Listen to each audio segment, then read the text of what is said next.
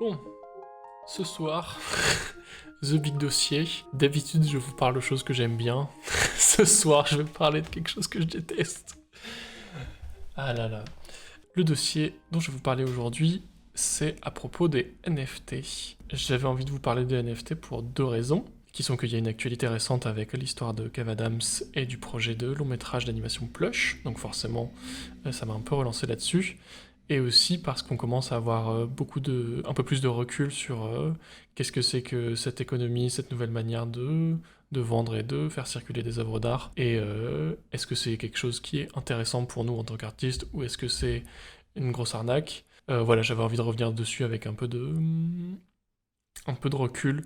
C'est un sujet qui est très large, donc je vais vraiment l'aborder du point de vue de nous en tant qu'artistes, comment on vient se placer là-dedans et les raisons de pourquoi c'est arrivé de cette manière-là, de manière très brusque, et pourquoi d'un coup, pendant 6 mois, les médias ne parlaient que de ça. Ça va déborder sur des sujets que je maîtrise pas du tout, qui sont de l'économie, du développement, des données virtuelles et des manipulations financières. Donc ça, je vais vous laisser aller voir d'autres personnes pour en parler. Je pense que vous, probablement, vous avez lu quelques titrailles et vous avez un avis. Donc voilà, j'en parle spécifiquement parce qu'il y avait eu cette actualité il y a tout juste 2 semaines et demie. Il y avait un projet de film qui s'appelait Plush, un long métrage d'animation qui avait été apparemment, entre guillemets, en cours de développement, qui avait été proposé il y a 1 an et demi sur Internet.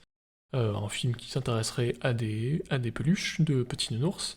Et pour financer ce film avait été proposé un financement via de la vente de NFT. Et donc des personnes pouvaient, si elles le souhaitaient, acheter ces NFT au prix d'environ 1250 € à l'époque pour encourager ce projet. Et ce qui n'était pas très clair dans la proposition, c'est aussi un peu d'être producteur du film ou d'avoir une partie créative et en plus d'avoir un intéressement, c'est-à-dire que si le film générait de l'argent, les personnes qui ont acheté des NFT, elles aussi généreraient de l'argent. C'était fait de manière un peu bizarroïde. De toute façon, tout est bizarroïde avec les NFT. Et la question, c'était aussi que ça avait été relayé par plusieurs stars françaises, notamment Kev Adams, qui, sous couvert de faire une des voix dans le film, avait vendu ça sur ses réseaux sociaux et probablement encouragé à de la vente. Résultat final, le film n'existe pas.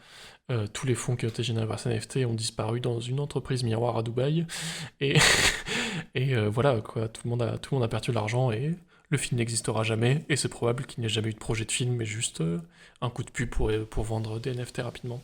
Donc, dans ce cadre-là, il faut parler de pourquoi un long métrage d'animation potentiel aurait pu exister, parce que la collecte et la vente de NFT a généré environ plus d'1 million d'euros de recettes, donc avec 1 million d'euros, vous pouvez faire un long métrage quand même, si vous ne partez pas avec. Aussi, j'ai décidé un peu pour mes dossiers, parce que je sais qu'il y a des gens qui partent un peu plus tôt, je vais faire la conclusion de dossier en début d'émission, et puis après je vais revenir en détail sur comment moi j'en arrive à cette conclusion. Mais voilà, si vous n'êtes pas très longtemps, les NFT, c'est une arnaque à grande échelle. C'est un système financier qui est très très opaque, qui est principalement là pour que le marché des crypto-monnaies soit utilisé parce qu'on a besoin d'un produit pour qu'il y ait des transactions en crypto-monnaie pour faire monter la valeur de la crypto-monnaie. Donc c'est des manipulations financières pour faire de l'inflation, très principalement. Et comment les artistes sont arrivés là-dedans? Et ben un moment pour générer du trafic sur les crypto-monnaies, on avait besoin d'un produit, un produit qui soit pratique, qui soit un produit virtuel, pas un produit physique, parce que sinon il y aurait eu des engagements. La solution qui a été trouvée, c'est de faire plusieurs actions publicitaires, et notamment de proposer à des artistes de vendre leurs œuvres sous la forme de NFT pour générer de l'argent. Sous couvert de proposer une nouvelle plateforme à des artistes, on voulait dire, regardez ces NFT, ces technologies de NFT, de crypto-monnaie, qu'est-ce qu'elles sont bien, elles permettent à des artistes de vivre. La réalité, c'est que très peu de monde en vit et que c'est principalement une arnaque à grande échelle. Et qu'on s'est un peu servi de l'aura ou l'image que peut avoir le métier d'artiste pour vendre un produit et des systèmes financiers défectueux. Donc, moi, je ne vous encourage pas à utiliser des NFT, ni de vendre vos œuvres à travers des NFT. C'est très dangereux, très volatile, et globalement, ne faites pas ça. Le temps a prouvé que c'était très dangereux pour plein de raisons différentes. Voilà, donc je pourrais arrêter le stream ici. Mais on va revenir un peu dans tous les enjeux qu'il y a autour de ça. Cette chronique, elle a été écrite principalement à travers deux études qui ont été faites par des youtubeuses dont j'aime bien le boulot, qui sont Mooncat et Folding IDs, qui ont fait deux vidéos très connues sur le sujet, qui étudient tous les aspects des NFT, des crypto-monnaies et du Web 3.0. Si ce que je vous dis vous intéresse un peu des histoires de zététique, de débunker des idées en les étudiant sur l'aspect économique et philosophique, je vous conseille d'aller voir cette vidéo. C'est des grosses vidéos d'1h30 en anglais, mais elles sont très, très instructives. Bon, question. Léopold, tu utilises ce mot depuis tout à l'heure, je comprends pas très bien ce que ça veut dire. Qu'est-ce que c'est qu'une NFT? Une NFT, déjà c'est un acronyme, ça veut dire Non-Fungible Token, qui en français se traduirait par jeton non fongible ou jeton non falsifiable. En gros, c'est une donnée, quelque part sur un réseau informatique, qui dit que cette chose existe et appartient à telle personne, et théoriquement ne peut pas être falsifiée. Donc c'est ça que veut dire ce jeton non falsifiable, c'est une donnée genre la Joconde appartient au musée du Louvre et cette information est ancrée et accessible absolument par tout le monde sur internet. Comment les NFT ça fonctionne pour faire ça? Les NFT ils sont mis sur un truc qu'on appelle la blockchain. C'est un système financier très complexe mais qui en gros fonctionne de manière décentralisée, ça veut dire que au moment où il y a une vente ou une transaction le Prado veut acheter la Joconde au musée du Louvre, au lieu que ce soit une institution financière qui gère cette transaction, ce que ça fait, c'est qu'au moment où il y a cette transaction, il y a plein d'ordinateurs à travers le monde qui vont vérifier que cette transaction est possible et la faire. Et en gros, ce qui permet, c'est que du coup, ces transactions soient infalsifiables techniquement. Donc on sait toujours ce qui appartient à qui, et personne ne peut le gérer, et théoriquement, personne ne peut interférer, en gros. C'est une technologie qui, en principe, si elle est utilisée à bon escient, permet de décentraliser les choses, de faire que ce soit pas des banquiers, des conférenciers ou des entreprises qui gèrent ces choses-là, mais plutôt que ce soit en autogestion et de manière décentralisée. C'est très théorique, dans l'application ça ne s'est pas beaucoup passé comme ça. Et donc les NFT sont principalement donc ces items ces données qui se baladent sur la blockchain d'appartenance, elles sont principalement vendues sur un site qui s'appelle OpenSea, qui permet de suivre les évolutions de ces NFT. Et sur ce site, les principalement informations que vous pouvez avoir, c'est un visuel de ce qu'est votre NFT. Donc NFT, on va dire, c'est une œuvre, hein, principalement. Ces œuvres, ces NFT, elles ont un prix, qui est toujours un prix qui est en crypto-monnaie. Vous n'achetez pas votre NFT en dollars ou en euros ou en pesos. Vous l'achetez toujours avec des crypto-monnaies, donc du Bitcoin, de l'Ethereum, n'importe quel type de coin. Ces NFT, du coup, elles ont un prix, qui est leur prix d'achat soit de base, quand la NFT a été créée, soit le dernier prix qui lui a été donné par la dernière personne qui l'a acheté. Et du coup, elles se baladent. Et vous pouvez traquer, par exemple, toutes les peluches du film Plush. Elles ont un propriétaire, et vous pouvez trouver qui c'est, et vous pouvez savoir à combien il l'a acheté, et si elle a été revendue après, parce que ça devient ensuite, comme on a sur le marché de l'art, avec les œuvres appartiennent à des gens, elles peuvent être vendues à un prix fixe ou lors de mise aux enchères. Mais voilà, en principe, c'est une espèce de marché de l'art généralisé. Et donc voilà, ce qui arrive, c'est que on mette ces œuvres, de quelque nature qu'elles soient, et qu'on puisse les acheter. C'est ce qui est arrivé avec ce projet Plush. Donc il y a les objets que vous pouvez acheter, mais il y a aussi la promesse derrière de si ces objets sont achetés, il y aura une production de film. S'il y a une production de film, ces peluches vont monter en valeur, et si ces peluches montent en valeur, vous pourrez les revendre plus cher. Donc là, vous voyez déjà que ce n'est pas vraiment l'intérêt artistique qui est mis en avant, mais plutôt la génération d'argent. Ça, c'est l'image que vous avez à l'écran. C'est un petit visuel de la campagne de promotion de Plush qui disait ce n'est pas juste n'importe quel projet NFT. 80% du box-office va vous être redistribué entre les personnes qui ont contribué. Techniquement, vous êtes coproducteur du film. Ce film va vous permettre d'avoir des nouvelles opportunités dans le business des films. Donc on parle bien de business, on ne parle pas d'opportunités artistiques. Et si vous achetez ces peluches NFT, c'est un investissement à long terme, parce que très probablement elles vont monter en valeur au cours du temps et vous pourrez les revendre cher. Vous voyez déjà qu'on passe d'une œuvre d'art qui se balade entre des gens à c'est clairement un produit financier. Donc voilà, en gros c'est ça les NFT, c'est des certificats d'appartenance qui se baladent sur internet. Cette chose appartient à cette personne, théoriquement elle vaut ça. Et sa valeur est en crypto-monnaie. Ça, c'est le système qui est proposé. Les NFT, c'est ça. Donc moi, je vais l'aborder du point de vue de est-ce que c'est une opportunité artistique pour nous de monétiser notre art et de générer de l'argent avec notre art. Parce que, vous le savez, c'est difficile, si vous êtes artiste, de vivre de votre art. Encore plus quand vous êtes un artiste qui bosse avec des formes artistiques complexes. Si vous faites de la performance, si vous faites, comme moi, bon, du live, si vous faites de la musique, si vous faites des œuvres d'art digitales, donc qui sont reproduisibles, qui n'ont pas de support physique, c'est un peu difficile de générer de l'argent et de vivre de votre art. Du coup, les NFT, très théoriquement, auraient pu permettre d'avoir un marché de l'art nouveau sur Internet, et donc de permettre de nouvelles choses. Donc de cette manière, ce site-là donc s'appelle OpenSea, qui sera celui dont je vous parlais ce soir, qui est le site principal c'est le eBay des NFT en gros. C'est la plateforme où il y a toutes les transactions. Je vous dis, n'importe qui peut mettre des NFT en ligne, vous n'avez pas besoin d'être artiste, ce n'est qu'un certificat de possession, et ça qui est intéressant, il y a quand même des frais d'intermédiaire que OpenSea perçoit sur vos ventes.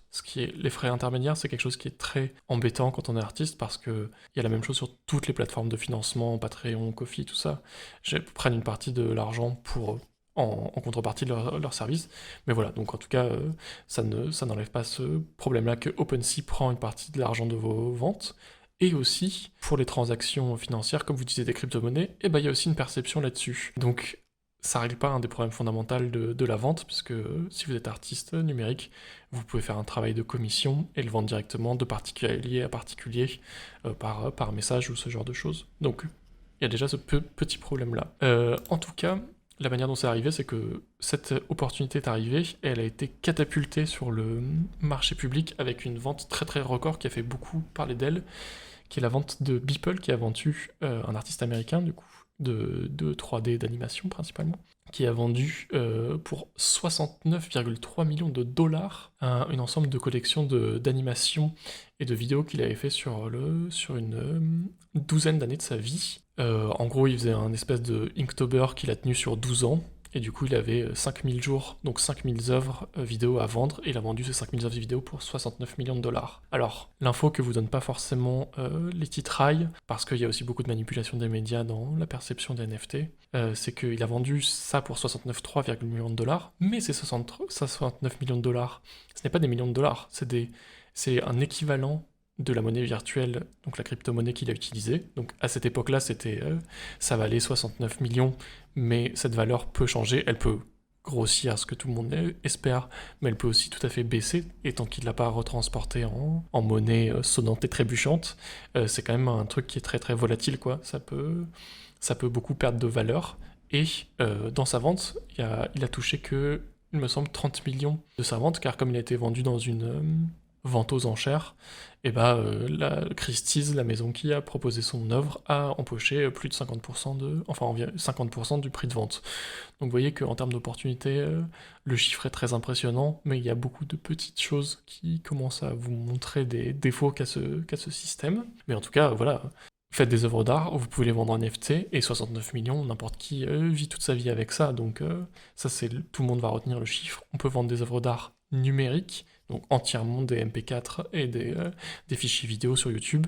Et donc voilà, il y a eu plein de petits coups de pub, marketing. Enfin moi je le présente comme du marketing parce que concrètement c'est ça que c'est, avec des ventes records de plein de choses, notamment des choses virtuelles qui n'avaient pas de support physique.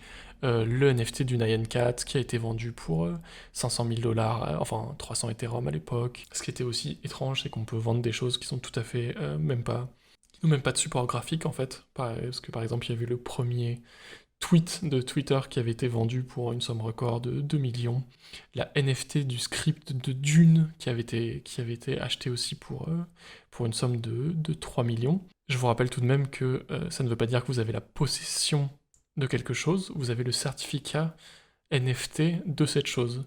Ce qui n'est pas exactement la même chose, parce qu'on va revenir plus tard à des histoires et questions de droit d'auteur. Mais voilà, en gros, il y a eu plein de ventes records sur cette plateforme, ce qui a catapulté les prix hyper en avant et a fait entrevoir une possibilité de viabilité économique pour de l'art.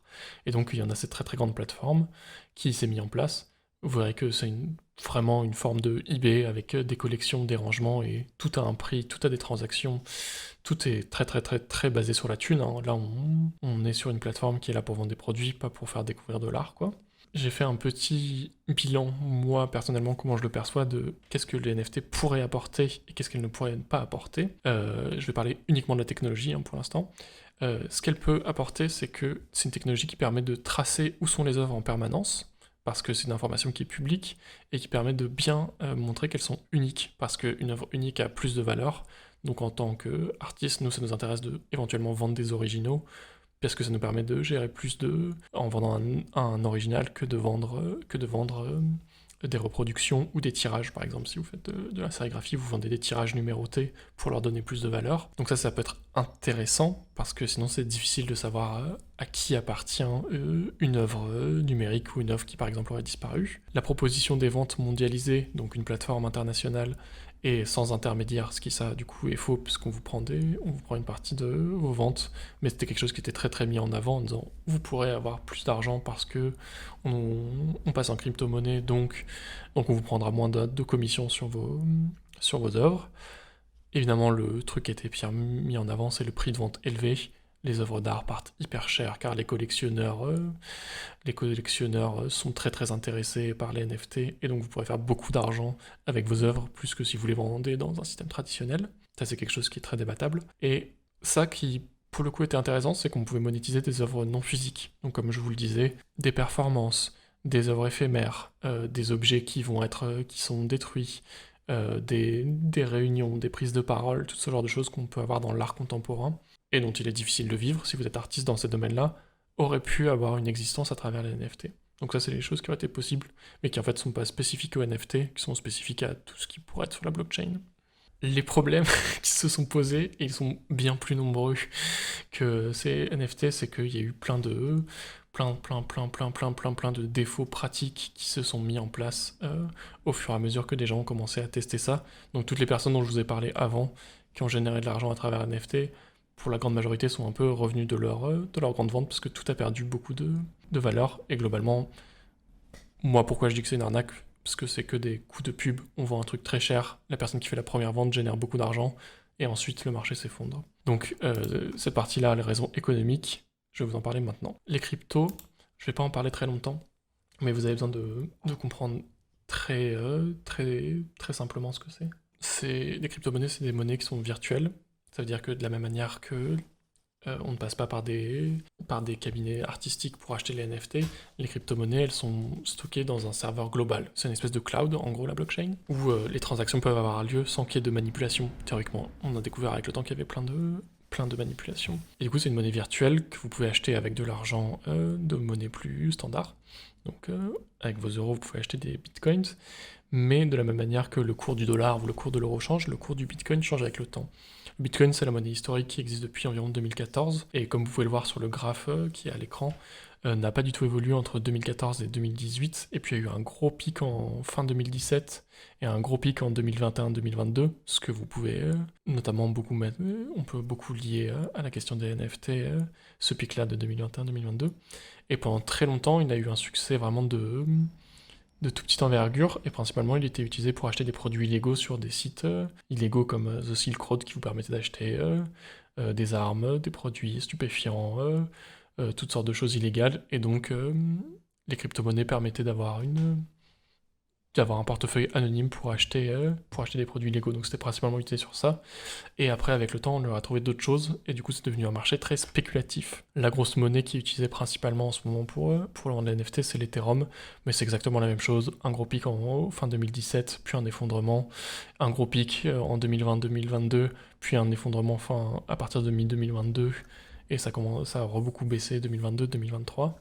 Ce graphe, il est assez simple. Je suis allé chercher sur le site de finance.gouv et je suis allé chercher ce graphe, ça s'appelle une bulle spéculative. Donc une bulle spéculative en termes d'économie, c'est quand vous créez une inflation volontaire, quand il y a une inflation volontaire ou pas volontaire qui se fait et qu'il y a une espèce d'accélération des choses, genre ça c'est trop à la mode, tout le monde doit l'avoir, comme tout le monde veut, tout le monde est prêt à l'acheter plus cher pour générer de l'argent, des traders ou des groupes financiers font en sorte que des choses valent plus d'argent pour acheter et revendre et générer de l'argent dans la différence entre l'argent et la vente. C'est ça une bulle spéculative. Donc c'est un truc purement créé par des gens qui veulent de l'argent et ça peut être encouragé de plein de manières différentes. C'est exactement ce qui s'est passé avec les crypto-monnaies en gros. Les crypto-monnaies n'en étaient pas leur coup d'essai parce qu'elles ont utilisé de plein de manières différentes de se rendre pertinentes et attractives. notamment avec beaucoup de lobbying de plein de manières différentes. Le lobbying dont moi je vais vous parler là tout de suite, c'est un lobbying de stars, comme on a eu avec Kev Adams sur nos NFT. Il y a des stars qui ont été payées pour faire de la publicité ou de la représentation pour des crypto-monnaies ou des NFT. Je vous ai mis à l'image Matt Damon qui a fait une publicité dans le Super Bowl en 2021 pour les crypto-monnaies. C'est d'ailleurs une publicité hilarante parce qu'il vous dit vous êtes comme Christophe Colomb, vous êtes comme un astronaute, vous êtes comme un alpiniste qui monte le Mont Blanc, vous qui achetez des crypto-monnaies, vous avez cette audace que les autres n'ont pas. Donc c'est vraiment c'est d'un cynisme absolu, quoi. Et voilà, plus récemment, il y a eu plein de stars en tout genre. Là, je vous ai mis Eminem qui s'était acheté une NFT. Est-ce que c'est du lobbying? Est-ce qu'il participe à quelque chose? Ça, je peux pas vous le dire, mais en tout cas, il y a clairement une action et une adoption un peu trop positive de stars et d'influenceuses qui récitent en gros des scripts de personnes en vous disant que c'est très très bien. Et du coup, vraiment, il y a un trafic d'influence qui est très très très très grave. Et Kev Adams qui vend des NFT, c'est exactement la même chose à notre échelle française. L'autre axe avec lequel les crypto-monnaies et les NFT ont essayé de se rendre attirantes, attractives et passantes, c'est un axe qui est bien plus triste, qui est en fait l'axe humanitaire. Il y a eu beaucoup de ventes de crypto-monnaies qui ont été utilisées pour sortir des ventes, des sommes un peu records pour faire de l'aide humanitaire. Mais il y a eu aussi beaucoup d'articles plus ou moins, enfin globalement assez faux, qui ont été utilisés pour montrer que les crypto-monnaies pouvaient être possibles et utilisables dans certains contextes. Donc des citations de pays de l'hémisphère sud avec des économies qui flanchaient, qui voudraient utiliser les crypto-monnaies pour remplacer leur monnaie parce que comme le cours de telle ou telle monnaie s'effondre, les crypto-monnaies seraient plus stables et on pourrait les utiliser. Donc il y avait eu ça au Venezuela et il y avait eu ça dans plusieurs pays d'Amérique du Sud où ça avait été prétendu. C'est pas des choses qui ont été faites. Même chose, c'est probablement le résultat de lobbying. Mais on a essayé de dire voilà, la finance internationale fait n'importe quoi et des régimes politiques font que l'économie s'effondre. Ne vous inquiétez pas, le sauveur est là, la crypto-monnaie vont vous aider. Et là-dedans, la partie artistique est venue se mettre un petit peu plus tard. Donc ça c'est le contexte économique. Pour résumer, les crypto-monnaies existent. Pour leur donner une pertinence, on essaie de les vendre de plein de manières différentes, en faisant du lobbying, en faisant des coups de publicité, en faisant des coups d'éclat. Et voilà tout ce que les personnes qui ont des crypto-monnaies, elles veulent générer plus d'argent et elles trouveront plein de manières différentes de le faire. Moi je voulais m'intéresser rapidement à plus dans le domaine artistique, ce qui avait amené à que on soit plus à accepter l'idée de vendre de l'art virtuel. Les raisons industrielles, moi j'ai fait un cas d'étude sur le jeu vidéo qui est un des premiers secteurs où il y a eu de la vente d'œuvres numériques ou de produits numériques. Et un cas d'école qu'on cite tout le temps, c'est les DLC dans les jeux vidéo. Donc quand vous achetez un jeu vidéo, Breath of the Wild, vous avez un jeu, mais par exemple, le développeur derrière Breath of the Wild vouloir rajouter des choses dans son jeu vidéo et vous dire ah j'ai développé une nouvelle aventure dans le monde que j'ai créé, je peux vous donner cette partie supplémentaire, ça peut être tout, hein. Moi je donne l'exemple de Breath of the Wild avec une aventure supplémentaire, ça peut être un objet, une nouvelle zone, un nouveau personnage, des nouvelles mécaniques, et ça on appelle ça des DLC, parce que c'est du downloadable content, c'est des produits additionnels qu'on peut acheter pour ajouter à son jeu. Et quelque chose qui a un peu fait, qui a fait beaucoup discuter à l'époque, c'était en 2005. C'est un DLC d'un jeu qui s'appelle Elder Scrolls, c'est la saga de Skyrim, si ça vous dit quelque chose, qui a vendu un DLC cosmétique, donc quelque chose de cosmétique, qui était une armure de cheval pour un jeu. Donc vous pouviez dépenser 2 € pour acheter quelques trucs dans un jeu, notamment une armure pour votre cheval. Alors, ça a fait beaucoup parler, mais ça a fonctionné, et ça c'était la première base, et depuis ce système de DLC et d'ajout, il s'est beaucoup, mais genre beaucoup développé, et maintenant c'est une grande partie de l'industrie, parce que ça permet à des entreprises et des boîtes de jeux vidéo de continuer à générer de l'argent sur un jeu qu'ils ont déjà produit sur la longueur. Ça peut être fait de manière très positive. Breath of the Wild a eu des DLC très positifs avec des aventures supplémentaires et ont été très bien reçus. Ça peut être fait de manière extrêmement capitaliste et très crado. L'exemple que je vais vous donner ici, c'est The Sims 4, du coup les Sims, qui est un jeu de simulation de vie où on fait des maisons, des objets, des quartiers, et donc là-dedans on peut rajouter des DLC du coup d'objets ou de personnages complètement à l'infini. Et pour un jeu qui... 40 € je pense de base, je crois même qu'il est passé gratuit, il y a environ 700 ou 800 € de DLC qui sont possibles d'acheter dans ce jeu. Donc voilà, on rentre dans des contraintes, des questions économiques qui sont très très grandes. Actuellement, c'est très important de savoir ça parce que parmi les 10 jeux les plus joués actuellement, les chiffres que je vous ai mis ici, la grande majorité des jeux ont un système comme ça qui relève du DLC, ou maintenant on appelle plutôt ça de la microtransaction ou de l'achat de cosmétiques. Mais en gros, vous achetez des choses qui ne sont pas nécessaires pour jouer au jeu, mais des choses additionnelles. En vrac, PUBG, Apex Legends, Fortnite, dont je vais parler juste après, Hearthstone, League of Legends. Ça, c'est des jeux qui sont gratuits, donc n'importe qui peut le récupérer sur Internet et y jouer, mais le modèle économique, c'est de vendre des choses additionnelles. Donc, pour vous donner un exemple qui va vous parler, vous avez probablement au moins entendu parler de la série Arcane, donc basée sur l'univers de League of Legends, qui est un jeu qui utilise ce modèle économique. Et qui du coup génère beaucoup d'argent, fait ça, a pu quand même financer plusieurs jeux vidéo. Ils ont sorti 4 jeux gratuits avant d'en sortir leur premier jeu payant. C'est un des jeux les plus joués au monde et il est financé uniquement avec la vente de produits cosmétiques. Donc vous pouvez acheter des apparences alternatives à vos personnages. Votre personnage, c'est comme Caitlyn dans Arcane, c'est une espèce de flic steampunk d'une cité, mais peut-être que Caitlyn, vous aimeriez bien qu'elle ait un costume Far West, et ben vous pouvez l'acheter avec de l'argent réel. Un skin, donc une apparence de personnage, qui avait été vendu il y a quelques années et avait généré 6 millions de dollars de ventes, dont 2,35 millions avaient été donnés à une œuvre de charité.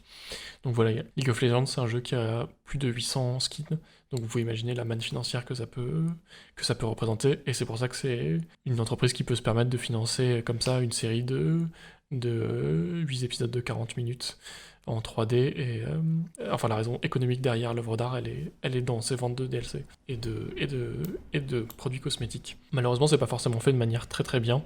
Il y a beaucoup de questions éthiques, notamment autour de la manière dont on encourage les gens de manière à faire acheter des choses. Récemment, Epic Games, donc l'entreprise derrière Fortnite, a eu une amende de 500 millions de dollars pour ne pas avoir suffisamment bien protégé les systèmes de transaction et d'achat du jeu des enfants, parce que c'est des jeux qui sont quand même beaucoup joués par des enfants et des adolescents, il faut pas se le cacher.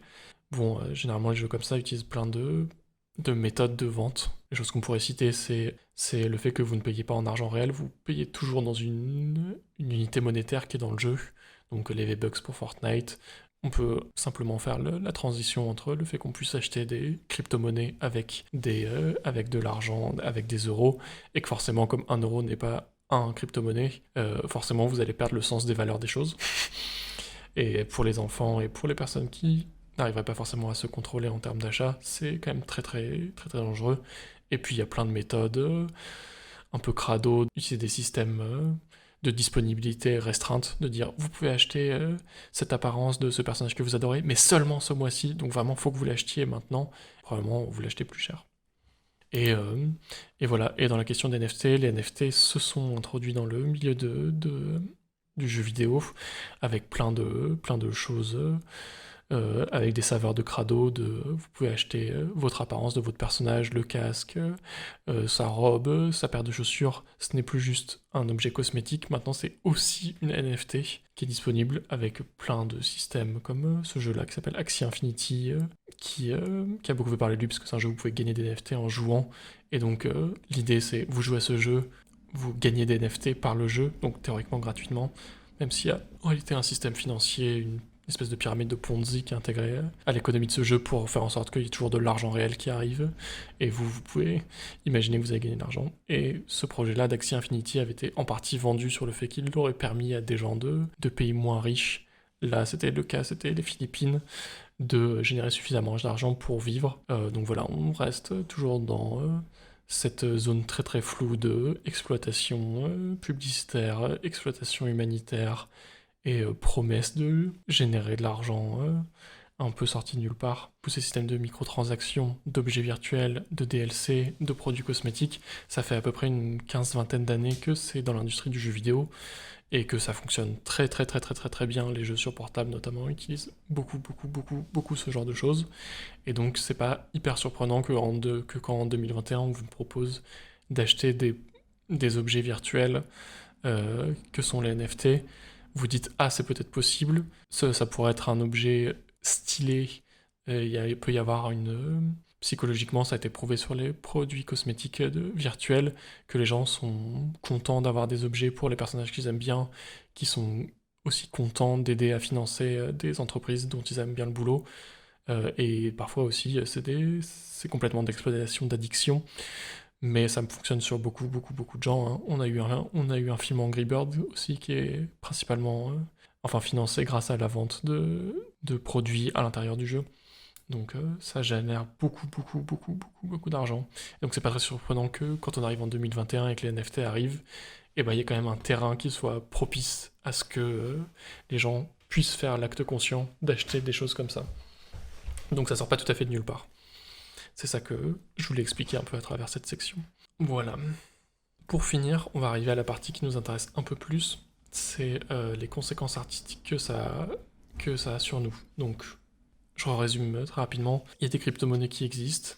On a envie que ces crypto-monnaies génèrent de l'argent. Pour générer de l'argent, on essaie de faire de la vente de produits.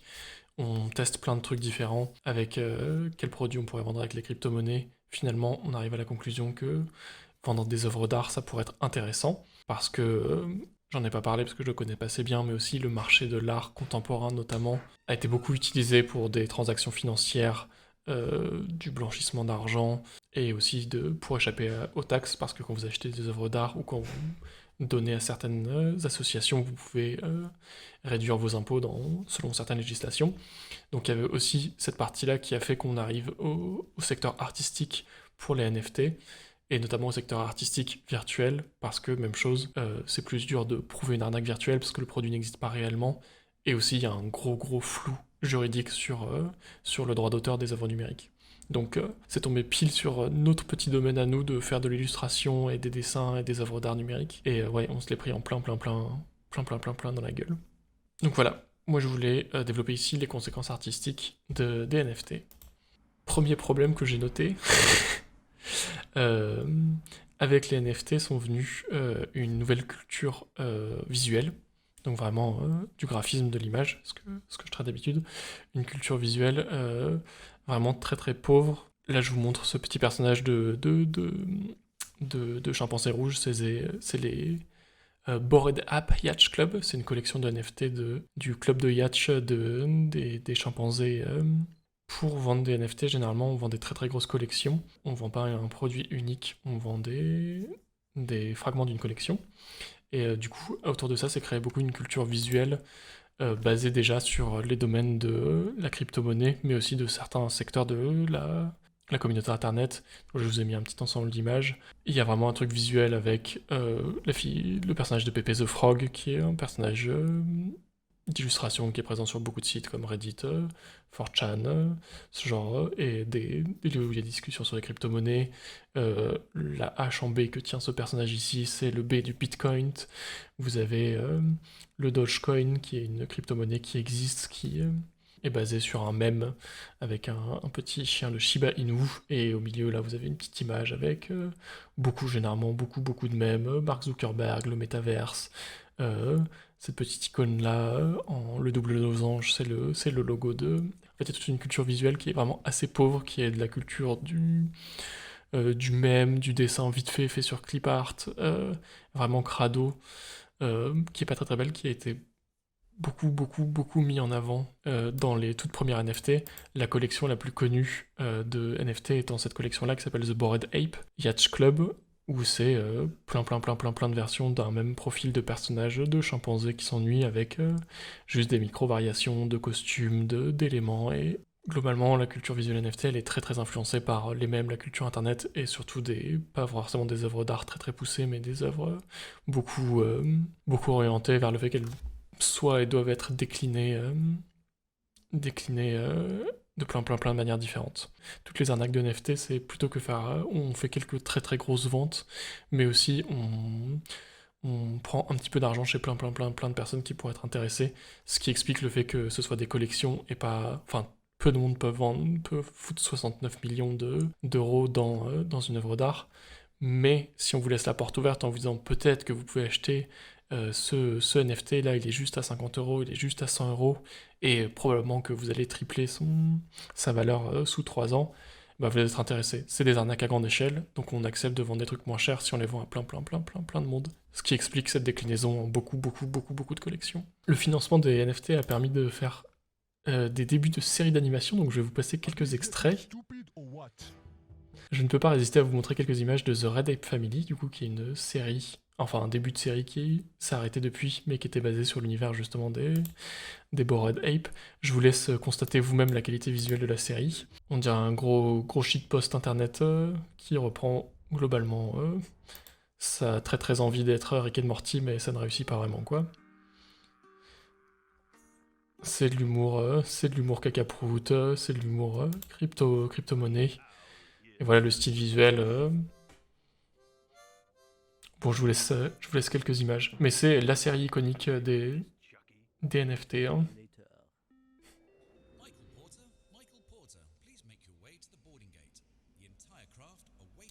Donc voilà. Je vous... Ça ressemble globalement à des séries amateurs ou semi-amateurs faites sur YouTube ou sur Newgrounds, hein, quoi. On n'est pas dans une série de très haute qualité. Et c'est quand même des projets qui ont des très grosses sommes d'argent derrière, quoi. Donc ça c'est la série un petit peu iconique.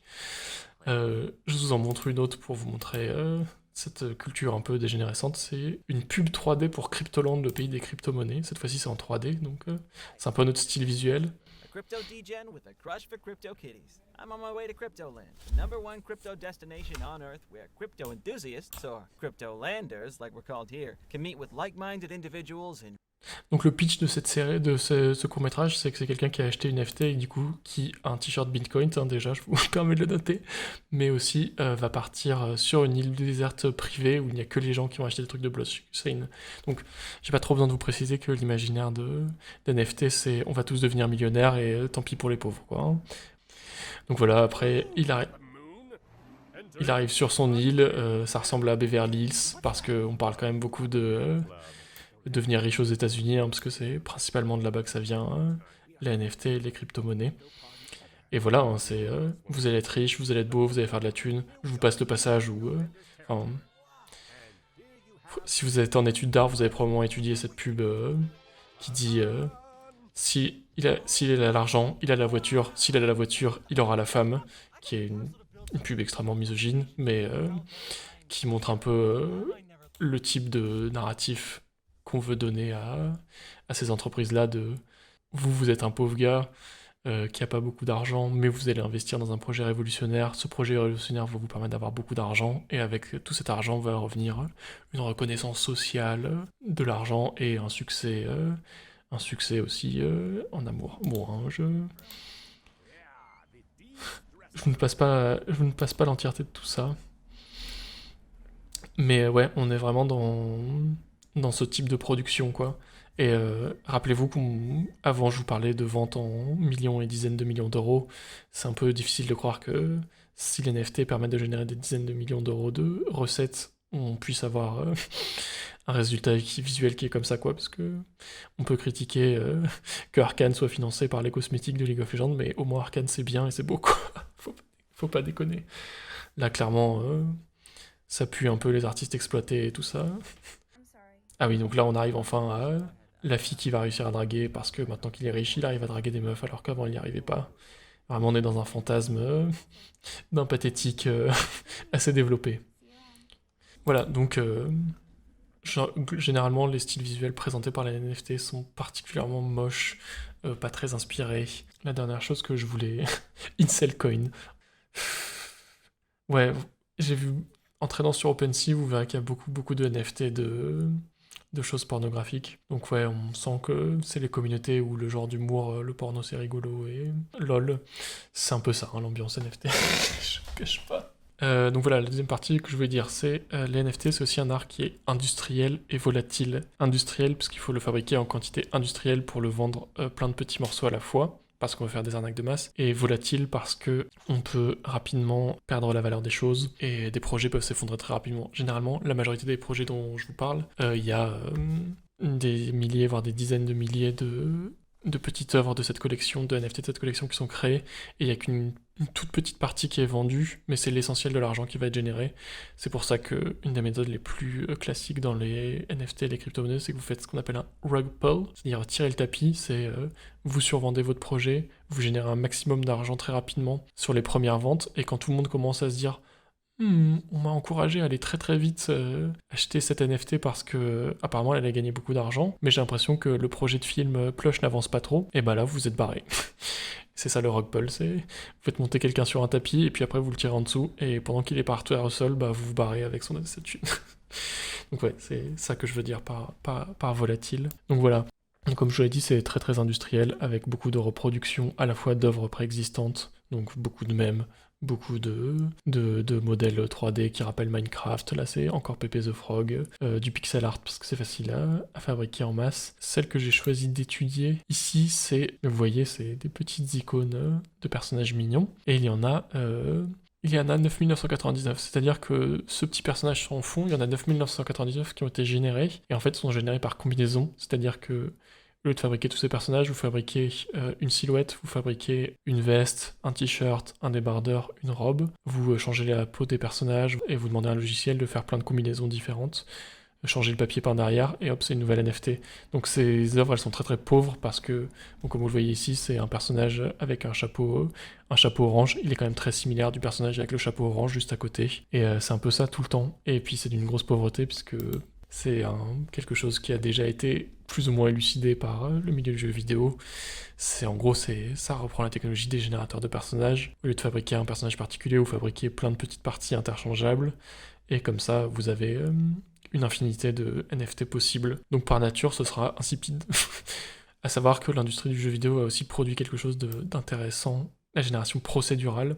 Donc ça rend très trop technique. C'est, au lieu de faire ça manuellement, de fabriquer tous les petits éléments pour fabriquer votre personnage, donc vos sans chapeau, vos sans moustache et vos sans yeux, vous pouvez donner quelques modèles, plus des facteurs variables, en disant tu pourrais allonger un peu le nez, tu pourrais allonger ce genre de choses, ou en gros vous donnez un cadre de génération à votre programme, et il peut vous générer théoriquement une infinité de n'importe quoi ce que vous lui demandez. Le jeu qui est très connu pour ça, c'est No Man's Sky, un jeu qui procéduralement du coup a généré une galaxie avec des milliers de planètes, sur chacune de ces planètes un écosystème avec des espèces animales qui sont du coup créées par des combinaisons à variation.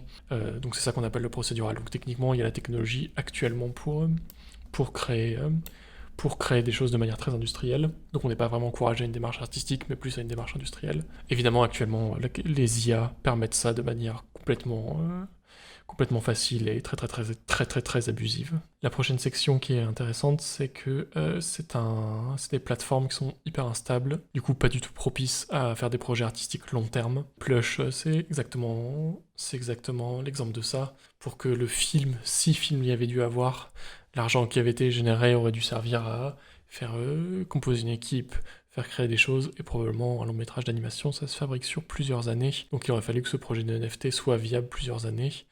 Mais comme on est dans un système qui est tellement orienté vers de la vente rapide et de la disparition, c'est tout à fait impossible de créer un projet de série comme The Red Ape, c'est impossible parce que l'argent en fait va disparaître ou l'intérêt va disparaître, et donc The Red Ape, c'est 3 épisodes qui sont de tailles différentes, qui sont de qualité très différente, et la série a été abandonnée. Et même qualitativement, c'est pas possible de créer un truc de qualité. Je vous ai mis en comparatif une autre série internet avec du financement semi-participatif qui s'appelle Ruby, qui est une série américaine qui, elle, a pu se développer au fur et à mesure de 8 saisons sur une dizaine d'années.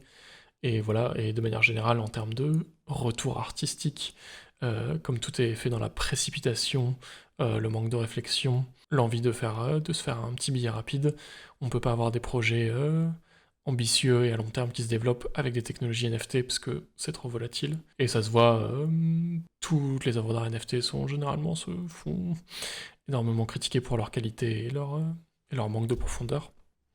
Et aussi une autre question qui va boucler là-dedans, c'est qu'il y a un véritable problème de droits d'auteur, je vous ai montré quelques extraits de cette série The Red Ape. Tous les personnages de la série étaient basés sur des designs qui sont du coup des NFT, qui sont crédités dans la vidéo comme si c'était des actrices. La question est de si soudainement les NFT de ces personnages venaient à changer de propriétaire, est-ce que le ou la nouvelle propriétaire voudrait que ce personnage soit fait dans cette série? Ça peut être complètement une situation à la Marvel qui a perdu pendant un temps les droits de Spider-Man et ne pouvait pas les intégrer à ses films parce qu'ils n'avaient pas les droits d'export. Donc si vous créez des choses et qu'elles peuvent partir à tout moment, c'est quand même très très très compliqué. Les deux principaux projets, c'est qu'il y a beaucoup de volatilité du coup dans la possession des NFT parce que comme c'est basé sur des systèmes pas très précis, il y a beaucoup de cas de vol en fait des arnaques où on vous vole vos NFT, et du coup vous n'avez plus la possession, mais donc techniquement vous n'avez plus le droit d'auteur dessus. Donc si vous développez quelque chose à partir de ça, et bah maintenant c'est mort. L'exemple que je vais trouver ici, c'est le réalisateur Seth Green, qui, vous connaissez peut-être son tout boulot, c'est un réalisateur américain qui a bossé notamment sur Robot Chicken, qui avait commencé un projet de série avec son personnage de NFT, mais à cause d'une arnaque à l'email, a perdu la possession de son personnage, donc a dû factuellement ne pouvait plus faire, tu peux pas faire ta série sur Spider-Man si tu ne possèdes plus Spider-Man, donc il lui arrivait exactement la même chose.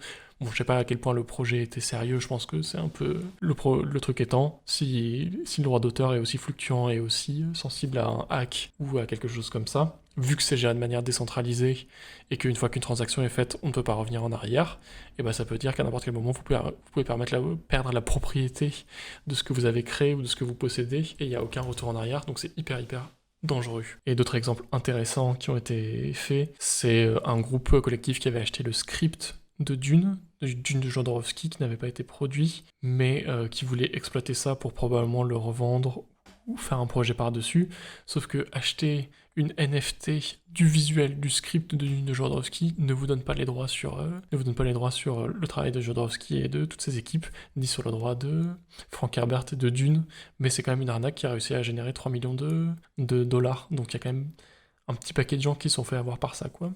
D'autres exemples un peu dangereux, c'est que la plateforme OpenSea qui permet de créer des NFT, elle a un gros problème, c'est qu'il y a énormément de fraude dessus, c'est-à-dire qu'il y a des gens qui n'ont pas le droit sur certaines images ou sur certaines œuvres qui ne s'empêchent pas de les mettre sur le site pour essayer de générer de l'argent. Donc là je vous ai mis quelques images de Zelda, ces NFT là en particulier n'ont pas été achetées, mais elles sont présentes sur le site depuis 2 ans, ce qui veut dire qu'il n'y a quand même aucun travail de la part du site pour empêcher les cas de plagiat et de vol. Un autre truc qui était intéressant, j'ai pas réussi à en avoir la fin, c'est que Quentin Tarantino avait créé des NFT pour son film Pulp Fiction, mais que ça a été rentré dans une affaire légale où du coup Miramax, qui était le producteur de Pulp Fiction, lui disait peut-être que t'as créé le film, mais selon le droit d'auteur américain, tes personnages et Pulp Fiction nous appartient, du coup rentre un truc juridique de à qui appartient quoi. Pour conclure cette petite partie, je voulais revenir sur mon tableau des opportunités artistiques que j'avais mis au début pour du coup faire le bilan en tant qu'artiste. Sur les points clés, la traçabilité et l'unicité des œuvres, elle est un peu questionnable, parce que certes les œuvres sont traçables, donc le certificat de possession appartient aux gens, mais l'unicité c'est vraiment difficile parce que du coup comme le droit d'auteur n'a pas statué sur la question des NFT, par exemple un cas débile c'était une œuvre de Banksy, donc vous pouviez acheter une NFT d'1 pixel du PNG qui constituait cette œuvre, donc c'est des trucs qui sont irrésolvables légalement, ou en tout cas qui n'ont pas été résolus. Et le problème de l'unicité, c'est compliqué parce que si vous prenez la Joconde et que vous mettez un pixel jaune et que vous le mettez en NFT, à qui ça appartient? Parce que fondamentalement, il y a une légère modification du visuel et ce n'est plus la même chose, mais voilà, ça pose ce genre de questions. La vente mondialisée sans intermédiaire, bah voilà, c'est un peu du n'importe quoi parce qu'il y a beaucoup d'intermédiaires. L'achat des crypto-monnaies et l'utilisation de la plateforme OpenSea sont payants et on prend une partie de vos ventes, donc c'est faux. Le prix de vente élevé, on est en train de réaliser que c'est vraiment un coût pub, parce que le prix de vente, il est hyper variable selon les œuvres, et principalement, il y a quelques œuvres très chères qui sont vendues pour faire des effets de pub, mais là, une grande partie des œuvres sont vendues vraiment pas très chères et perdent en valeur, donc ça rend pas ça très attractif. Et la monétisation des œuvres non physiques, c'est le seul truc sur lequel je peux pas vraiment revenir, parce que je crois que ça a permis de faire quelques trucs, et sur le concept, c'est possible, mais dans les faits, ça a été très peu utilisé pour soutenir des artistes, donc je peux pas vraiment soutenir ça. Les gros soucis que moi je souligne, c'est qu'ils sont très nombreux, c'est qu'on privilégie la quantité à la qualité, parce qu'on veut en vendre plein de petits, plutôt que faire une grosse vente, parce que en réalité, à part dans des manipulations financières pour faire de la pub, Il y a très peu de gens qui achètent des œuvres très très chères. Si vous faites vraiment des recherches dessus, les cas comme ça, c'est on demande à une star ou quelqu'un d'important pour faire une petite trail de publicité d'acheter une NFT très chère. Parfois, c'est les personnes qui possèdent les crypto-monnaies, parfois, c'est les personnes qui possèdent les NFT qui encouragent ce genre de choses. Donc, personne ne prend vraiment de risques financiers, mais ça donne une crédibilité au projet. Les revenus aléatoires en crypto, donc ouais, vous achetez dans une monnaie qui n'arrête pas de changer de valeur, et c'est pas sûr que des gens veuillent même racheter votre œuvre. Donc voilà, c'est très questionnable. Les problèmes de vol et de droits d'auteur, il y en a absolument partout, c'est ce que je citais juste avant. C'est pas très clair si une NFT représente vraiment le droit d'auteur sur quelque chose. Pourquoi payer de l'argent si vous n'avez pas le droit d'auteur dessus? Il y a des débats aussi sur l'impact des crypto-monnaies écologiques, puisque tous ces systèmes de décentralisation qui permettent aux certificats de possession d'exister, ils circulent sous couvert qu'il y ait beaucoup d'énergie qui soit donnée dans les machines qui permettent de calculer la blockchain. Donc vendre des NFT et faire des transactions financières de crypto-monnaies, ça a un gros impact en électricité et écologique, et il faut pas le minimiser. Voilà, et fondamentalement, les problèmes finaux, c'est que c'est des œuvres qui ont été créées uniquement pour la spéculation commerciale et qui ne sont pas faits pour durer. Donc, généralement, là, on a un peu envie que ça dure. Donc voilà, c'est pas une très très très bonne opportunité artistique, les NFT. Je suis navré de vous le dire. Pour conclure ça, je voulais du coup vous faire un bilan sur 2023 et les NFT. En gros, le gros boom des NFT, c'est 2021. C'est le moment où ça a été hyper vendu, où il y a eu tous ces articles que je vous ai montrés en début de dossier, qui vous jetaient de la poussière, des étoiles aux yeux pour vous dire waouh, c'est hyper bien, c'est une révolution, trop bien, foncez, vendez tous vos trucs, c'est possible de se faire plein de thunes avec ça. La réalité en 2023, elle est vraiment plus dure que ça. Ça, c'est deux petits tweets.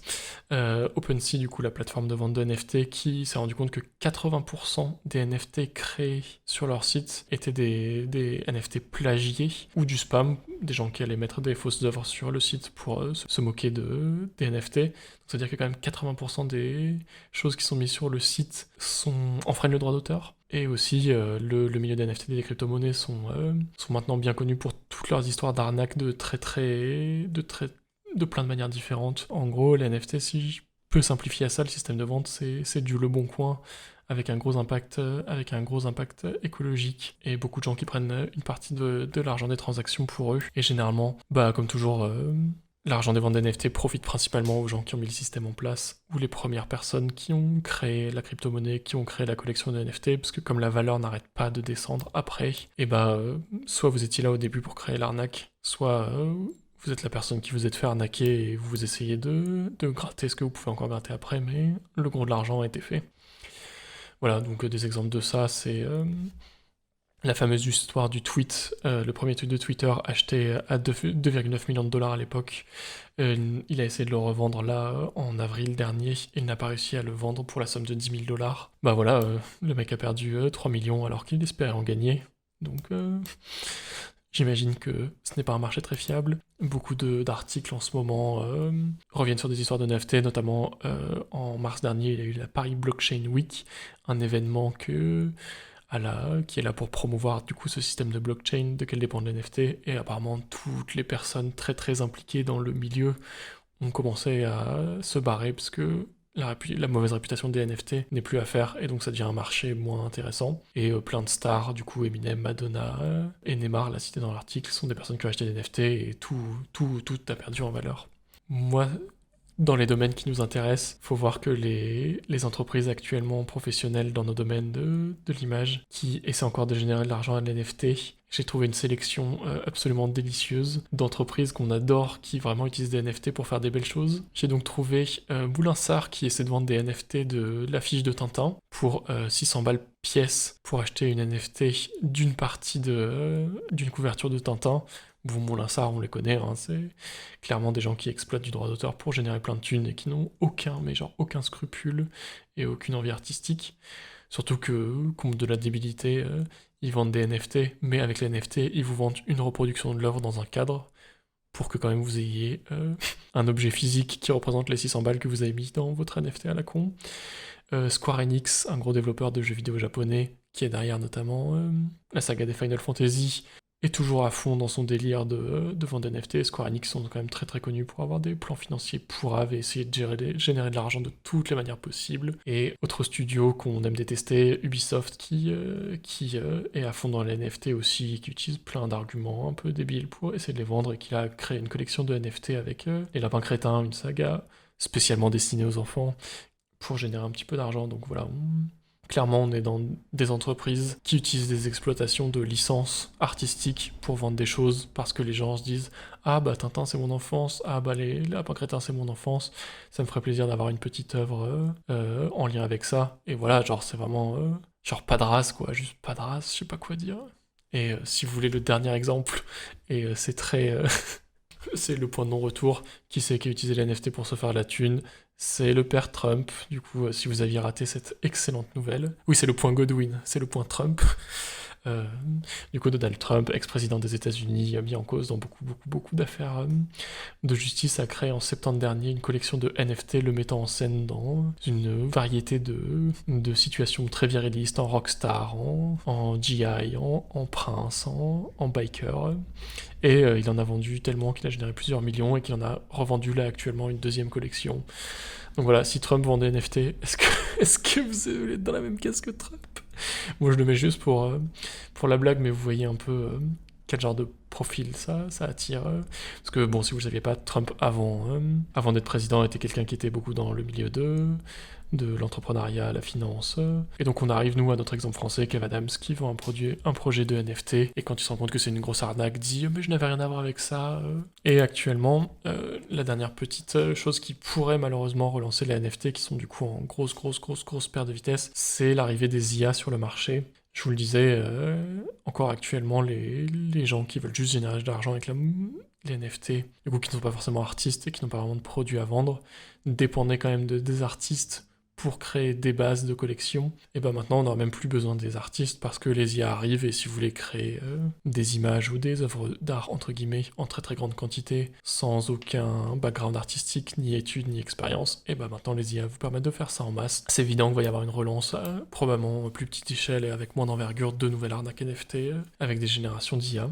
Et je finissais par ça, je suis tombé très récemment là du mois dernier, un petit article d'une rédaction qui parlait de ce cas-là, pas pour la première fois, mais c'est une fois notoire. Le Louvre va ouvrir une partie d'un de ses salons à des artistes qui utilisent les technologies d'IA et de NFT pour créer des œuvres, toujours entre guillemets, et faire de la vente, du coup.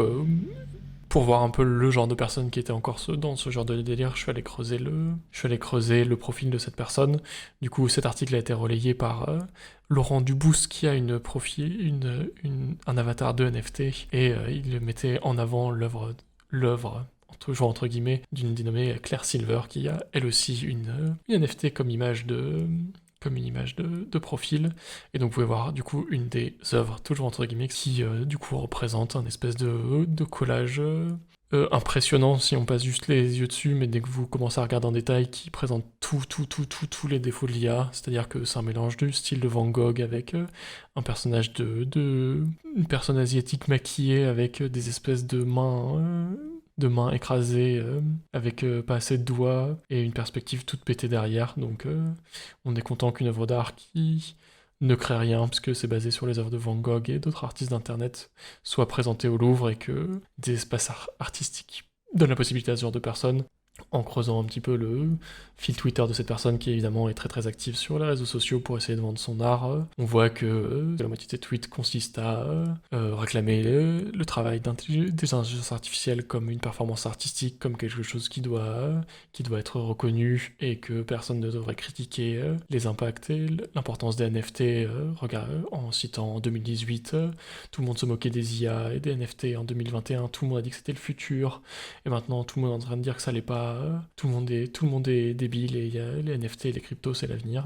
Donc voilà, c'est ce genre de personnes maintenant qui sont mis en avant. En plus, j'étais un peu touché quand même en montrant le fil d'actualité de cette personne, parce que c'est quelqu'un qui a l'air de partager des trucs assez personnels et une difficulté de représentation de son travail artistique, parce que je crois que c'est quelqu'un qui a quand même un travail artistique qui n'utilise pas les IA à côté. Et du coup, c'est un peu triste qu'il y ait pas cette personne spécifiquement, mais je vais élargir qu'il y ait des personnes qui débutent dans le milieu de l'art qui puissent se dire, plutôt que développer le propos de mon œuvre, ma démarche artistique et éventuellement mes capacités techniques, vaut mieux que je m'engage dans des technologies très volatiles qui sont basées sur du plagiat, et ça a une viabilité artistique et une reconnaissance publique parce que le Louvre, plus grand musée français, permet à ce genre d'œuvre d'arriver. Donc voilà, je trouve que ça crée des précédents qui sont quand même très très dérangeants qu'il y ait ce genre de choses.